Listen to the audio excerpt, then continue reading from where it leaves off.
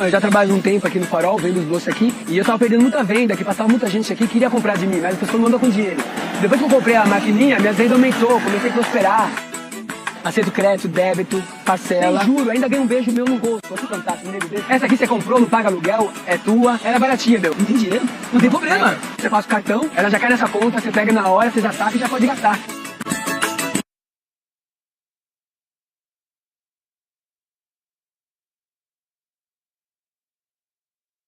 Inédita, uma entrevista exclusiva, a primeira ao vivo com o presidente eleito do Brasil, Jair Messias Bolsonaro. Parabéns pela votação, obrigado por me receber mais uma vez. Boa noite, presidente. Boa noite, eu que agradeço o jornalismo aí isento da Record. Obrigado, Eduardo. Presidente, o senhor foi responsável pela primeira derrota em 20 anos do Partido dos Trabalhadores numa eleição presidencial. Mais cedo, o candidato derrotado Fernando Haddad divulgou nas redes sociais uma mensagem de boa sorte ao senhor. Minha pergunta é simples. Qual vai ser a sua relação com o contraditório, com a oposição, com quem pensa diferente do senhor? A oposição sempre é bem-vinda. Até nos ajuda a evitar que algo de mal venha a acontecer numa decisão possivelmente errada da tua parte. Logicamente, nós sabemos o que é oposição pela oposição. Isso, apesar de a gente esperar que não venha a ocorrer, mas nós sempre nos preocupamos com isso. A oposição é bem-vinda, a liberdade de expressão é sagrada e vamos fazer um Brasil diferente agindo dessa maneira. Nessa esteira, é claro que a sua votação foi expressiva, 58 milhões de votos, mas se a gente fizer uma conta rápida e perceber os 45 milhões que foram para o seu adversário e mais aquelas pessoas que foram à urna, mas não escolheram o senhor como opção, brancos, nulos, as próprias abstenções, o senhor tem um recado importante do eleitor também, numa certa descrença na política tradicional. Como é que o senhor pretende conquistar essas pessoas? Bem, nós vamos governar, na verdade, para 208 milhões de pessoas, não apenas quem votou em mim. O Brasil está mergulhado na mais profunda crise ética, moral e econômica. E não vai ser uma pessoa ou um partido que vai tirar o país dessa situação. Precisamos do apoio de todos. Não queremos fazer nada que venha a prejudicar ainda mais quem quer que seja no Brasil. E assim sendo, eu apelo ao entendimento de todos para que nos apoie, dê sugestões e quem esteja, porventura, no parlamento, ajude a aperfeiçoar essas ideias, porque o que está em jogo é o nosso Brasil. Estamos todos, sem exceção, no mesmo barco. Nesse quesito, o senhor tem um parlamento renovado, como há muito não se via, uma renovação histórica tanto na Câmara quanto no Senado. Como conversar com esses novos políticos, muitos deles nunca tiveram uma carreira política antes, sobre a sua pauta para o país? As conversas, na verdade, já começaram. É muito parlamentar novo, vários partidos já veio conversar comigo e tem conversado por aí também sobre a situação que se encontra o Brasil. Muitos, até de outros partidos, foram eleitos por estarem me apoiando. Quer dizer, o nosso nome ajudou a eleger não só uma grande bancada para o PSL, bem como parlamentares de outros partidos.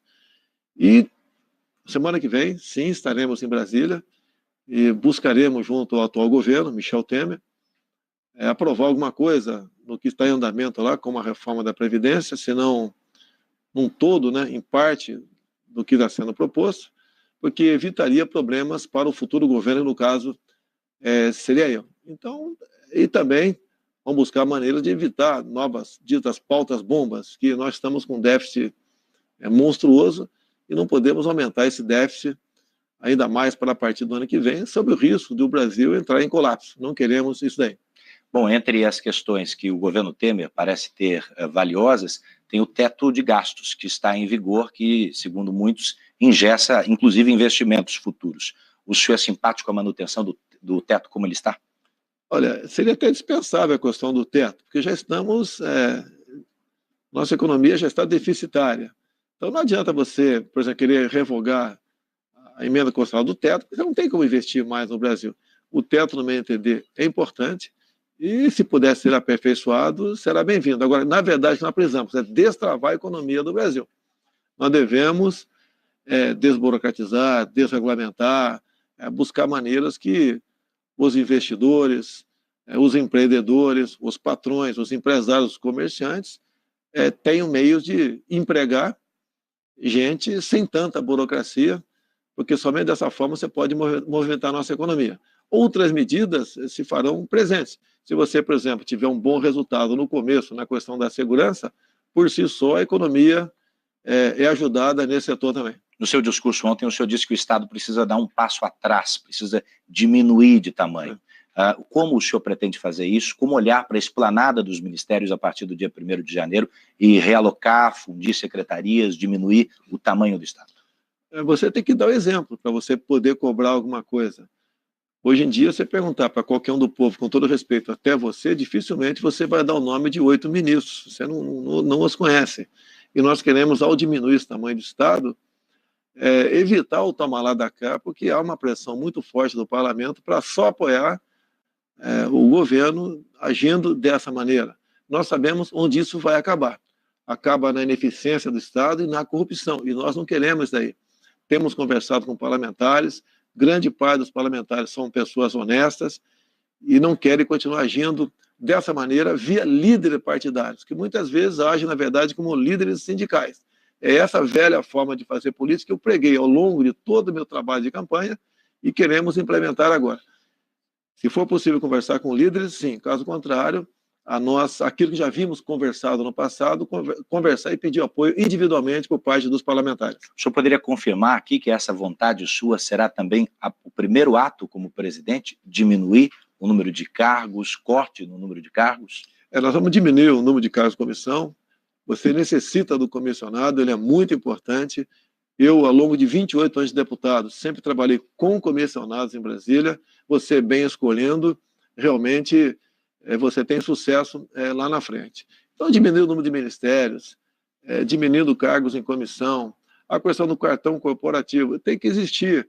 Mas o que eu falei para o pessoal? Vamos ver a despesa que eles tiveram ao longo dos últimos anos, vamos botar um percentual, 60%, 50% do gasto, você precisa disso aí, mas não vai ser um cartão corporativo completamente aberto e secreto, isso tem que deixar de existir. Vai ter limite para esse gasto. Tem que ter limite até para você dar exemplo.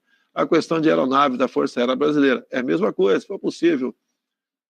Às vezes você é obrigado, você não tem uma rota para um local que você tem que cumprir uma missão, quer seja o ministro, o próprio presidente da República.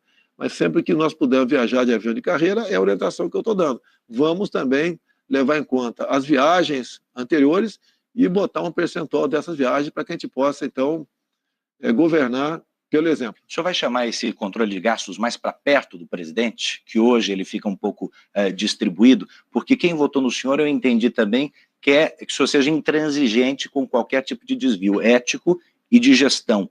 Como compor isso? Como deixar essa cartilha clara e mais próxima do senhor? Olha, os nomes que nós já escolhemos, bem como aqueles que estão em vista, são pessoas extremamente responsáveis. Não precisa um presidente ficar em cima, por exemplo, do Paulo Guedes, ou do Onyx Lorenzoni, ou do general Heleno. Eles são responsáveis, são pessoas maduras, que têm uma história muito bonita de vida profissional, moral e ética. Você não precisa disso aí. Então, acho que apenas a decisão governamental nesse sentido, eles a cumprirão e também, assim como o presidente, vão fazer o seu trabalho pelo exemplo. O senhor citou alguns dos já confirmados. Tem alguém para avançar aqui, aproveitando que a gente está ao vivo? Está quase confirmado aí o coronel da Aeronáutica, o Marcos Pontes, que seria o ministro da Ciência e Tecnologia. O que falta para confirmar? Mas é um pequeno detalhe, porque o que acontece? É duro você confirmar o nome, né, e depois na frente mudar. Pelo que tudo indica, o Marcos Pontes será confirmado brevemente, seria então nossa quarta pessoa confirmada no Ministério. O senhor diria que estão desautorizadas outras nomeações ou outros nomes que têm surgido ao longo dos dias que não venham da sua boca? Eu tenho visto os jornais, né? E realmente tem aparecido um nome aí que eu nunca vi na vida. Tá? Nunca conversou comigo. Como alguns conversaram comigo e, de repente, quando saiu da minha casa, se lançavam. Esses já podem se considerar fora do governo, até porque, se tivesse ouvido mesmo qualquer conversa nesse sentido, seria reservado e não poderia estar falando aí fora para quem quer que seja. O senhor pretende mesmo indicar o juiz Sérgio Moro como ministro do Supremo? Bem, agora, como acabou o período eleitoral, se tivesse falado isso lá atrás, soaria oportunismo da minha parte, né? Eu pretendo, sim, não só para o Supremo, quem sabe até para o Ministério da Justiça. Pretendo conversar com ele, saber se há interesse dele nesse sentido também. Pretendo conversar brevemente com ele e, se houver interesse da parte dele, com toda certeza, ele será uma pessoa de extrema importância num governo como o nosso. Num passado não muito distante, o senhor falou também sobre a possibilidade de aumentar o número de vagas no Supremo Tribunal Federal e, de certa maneira, questionou a isenção dos que ali estavam. Isso ficou no passado? Ficou no passado. Você tem que ver o contexto, o momento. Quando o povo, de maneira geral, reclama de algumas decisões do Supremo, que é o direito, reclama das nossas, do Parlamento, você começa a ver que a maneira de ter um tribunal isento seria aquela. Ficou no passado, realmente, eu estava embarcando num rumo, no meu entender, equivocado. Há poucos dias não, agora domingo, conversei ali com o Dias Toffoli, chegando a Brasília, conversarei com o presidente do Supremo, e eu tenho certeza que teremos uma convivência extremamente harmônica. E disse mais para ele, que não é o executivo que vai fazer, não, vamos fazer juntamente com o judiciário. Todos nós somos responsáveis pelo futuro da nossa nação. Alguns analistas têm entendido que o Supremo terá uma participação, uma importância, de fato, nos próximos anos na garantia dos direitos das minorias. O senhor que no passado chegou a falar que as minorias deviam se curvar às maiorias, vai governar também para as minorias? Eu queria saber que me definisse o que é minoria. Quais direitos de tal minoria? Nós somos iguais, não tem diferença minha para você. Não interessa essa cor da pele, opção sexual, região que você nasceu, gênero, somos iguais, como está no próprio artigo 5º na Constituição. Nós não podemos pegar certas minorias, tá certo? E achar que tem superpoderes que são diferentes dos demais. Eu acho que nós conseguimos a igualdade para todo mundo, todos se sentirão satisfeitos. O senhor recebeu uma bateria de telefonemas desde ontem, acho que eram 7h17 da noite, quando o senhor foi confirmado de fato eleito. Acho que a primeira ligação foi do presidente da Colômbia. Sim. Como é que foram essas conversas?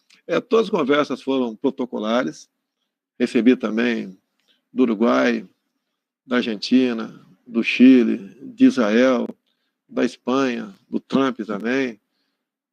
Foram conversas todas protocolares. Obviamente, eu estou muito feliz porque, apesar de protocolares, houve uma certa demonstração que nós podemos caminhar juntos com esses países para o bem dos nossos povos.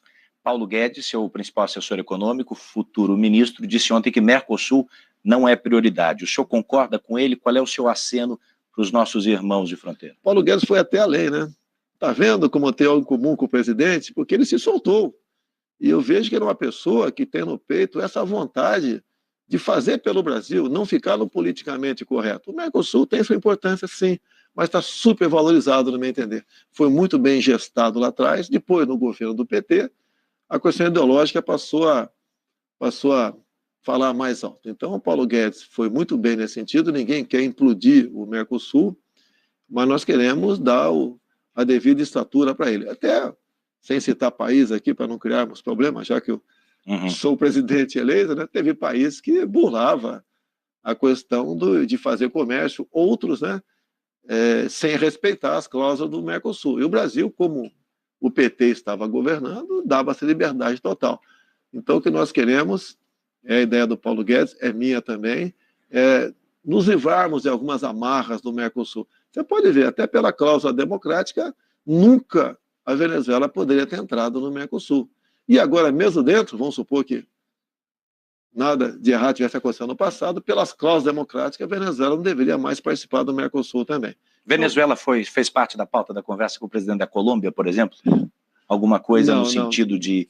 Foram conversas protocolares, tive conversa com outras autoridades de vários países, entrou assunto Venezuela e pede ali que o Brasil participe de uma forma ou de outra para solucionar esse problema. Afinal de contas, são cidadãos, são nossos irmãos que estão passando seríssima dificuldade com a ditadura de Maduro. Mas há alguma ação no regime venezuelano? Da nossa parte, não existe isso daí. O Brasil sempre vai buscar a via pacífica para resolver esses problemas. Se nós tivéssemos feito a lição de casa, lá no governo do PT lá atrás, mas sabíamos que o PT não faria essa lição de casa, eu acho que a questão Venezuela poderia ter sido resolvida. Carle Manicure atende em média 10 clientes por dia em suas casas. Sem muitas preocupações, ela mesma organiza sua agenda. O problema é na hora principal. Poxa, não vou ter troco. Aceita cartão? Ufa! Faça como a Carla. Use Mercado Pago Point e amplie as possibilidades de seu negócio.